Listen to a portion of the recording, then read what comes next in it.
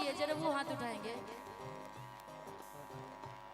अच्छा, 1 2 3 4 5 6 7 बस। और जिनकी नहीं हुई है, हे हरि नाम कृष्ण जगन्नाथम प्रेमानंद। ये क्या हुआ? जगन्नाथ प्रेमानंद, ये क्या हुआ?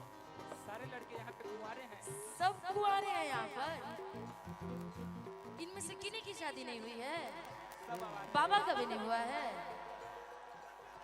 बड़ा ध्यान है आपको बाबा के तरफ। आपका नहीं हुआ बाबा शादी? अरे ना, ठीक है बाबा, भगवान करे आपकी मनोकामना पूर्ण होना। लेकिन बाबा का तो नहीं सकते अब उम्र, समझ रहे ना। लेकिन जो नौजवान भाई हैं जिनकी शादी होने वाली है, तो आपकी जब शादी होगी तो हमें जरूर बुलाइएगा, पक्का ना? उसके बाद जब सोहर गाने की होगी तो भी बुलाइएगा। हमारे साथ साथ आज के मंच में जितने कलाकार हैं सबको।